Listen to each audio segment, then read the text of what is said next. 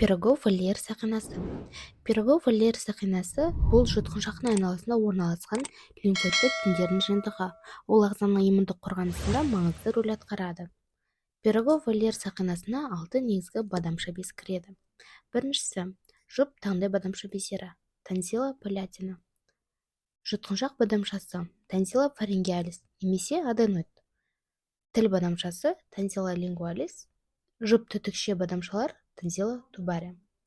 Жұтқыншақ бадамшасы, тонзилла фарингея. Тонзилла фарингея есті түтігінің жұтқыншақтағы тесігінің айналасындағы дөңес торус тубариустың жоғарғы және артқы жағында, жұтқыншақтың төбесінде орналасқан. Жұтқыншақ бадамшасы мұрын арқылы кіретін ауаны сүзуге негізгі жауап береді. Жұтқыншақ бадамшасы жалған көпқатарлы кірпікшелі цилиндрлі эпителиймен, тыныс алу эпителиймен қапталған. Басқа бадамшалардан айырмашылығы, бұл бадамшада крипталар болмайды. Қандануы. Артерия фарингея ассценденс немесе артерия палатина, яғни таңдай артериясы және өрлемелі жұтқыншақ артериясы арқылы қанданады. Рамус тонзиллярис артерия фациалис, рамус фарингеалис артерия максиллярис, яғни бет артериясының тонзиллярлы тармағы, жоғарғы жақ артериясының фарингеалды тармағы. Артерия каналис птеригеидея мен артерия база сфенодалис арқылы қанданады. Веноздық қан жұтқыншақ өрімі, яғни плексус фарингеалис арқылы ағып, жанама түрде ішкі мойын көктамырына вена югулярия интернаға құйылады. Жұтқыншақ бадамшасы жұтқыншақ өрімінің тармақтарымен иннервацияланады, ал лимфа ағуы ретрофарингеалдық және фаринго-максиллярлық лимфа түйіндері арқылы жүзеге асады. Түтікшелік бадамшалар, торус тубариус. Түтікшелік бадамшалар да мұрын жұтқыншақтың төбесінде орналасқан. Олар жұп болып келеді және торус тубариустың артқы жағында, Розенмюллер шұңқырында орналасады. Түтікшелік бадамшалардың торус тубариусқа жақын орналасуына байланысты оларды кейде торус тубариус бадамшалар деп те атайды. Түтікшелік бадамшаларды басқаша эвстахия бадамшалары және герлах бадамшалар деп те атауға болады. Бұл лимфоидтық құрылымдар да тыныс алу эпителиймен қапталған. Сонымен қатар олардың құрамында крипталар бар және олар лимфоидты тінмен инфильтрацияланған.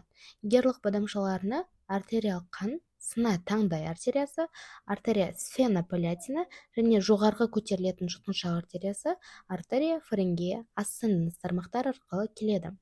Лимфа ағуы ретрофарингеалдық және терең мойын лимфа түйіндері арқылы жүзеге асырылады. Таңдай бадамшалары, тонзилла палатина. Таңдай бадамшалары қабынған кезде ауыз жұтқыншақта оңай көрінеді.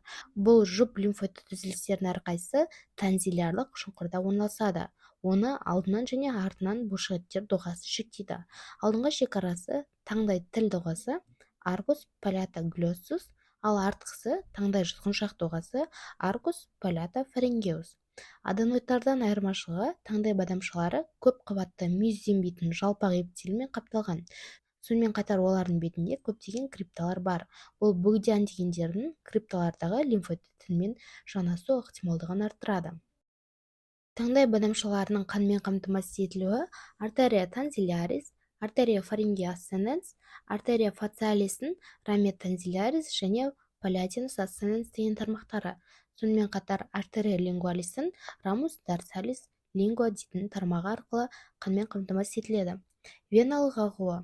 Қан перитонзиллярлық өрім, яғни плексус перитонзиллярис арқылы тіл және жұтқыншақ веналары арқылы ішкі мойын көктамырына, яғни вена югулярис интернаға құйылады. Иннервациясы.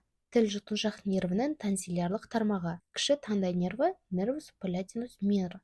Лимфа ағуы мойындырық дигастрикалық түйін, яғни ноди югуля дигастрики және жоғарғы терең мойын лимфа түйіндері ноди cervicalis profundo superiorис арқылы ағады.